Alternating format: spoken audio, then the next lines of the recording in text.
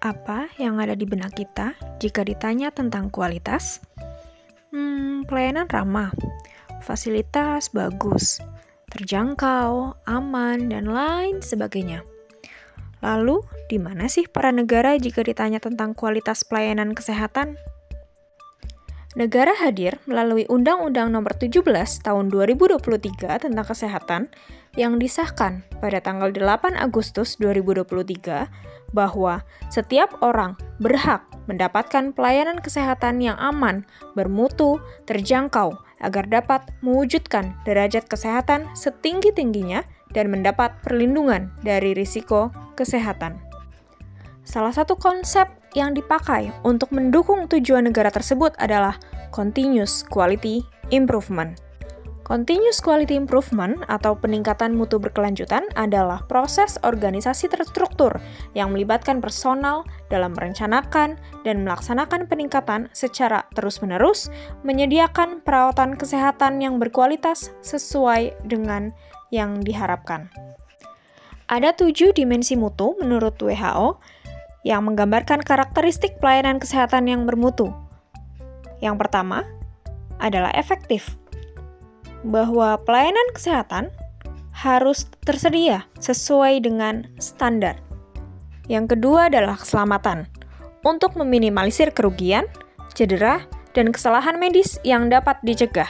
Memastikan pelayanan kesehatan yang aman dengan pembentukan sistem pelayanan yang menerapkan 7 standar keselamatan pasien, 6 sasaran keselamatan pasien, dan 7 langkah menuju keselamatan pasien sesuai dengan Peraturan Menteri Kesehatan Nomor 11 Tahun 2017.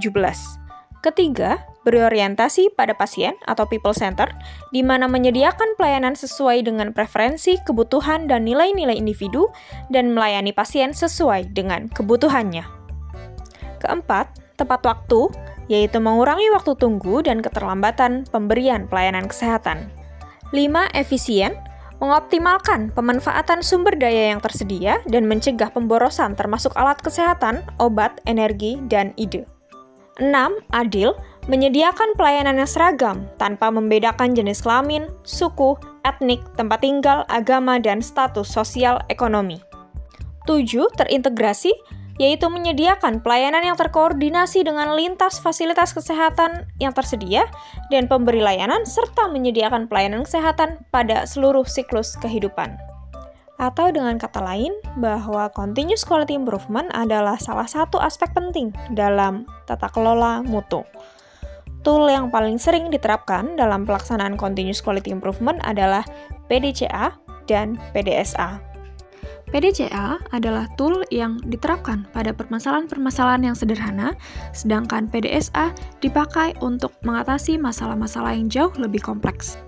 PDCA atau Plan, Do, Check, and Action adalah alat yang menekankan pada implementasi perubahan atau perbaikan dan kepatuhan.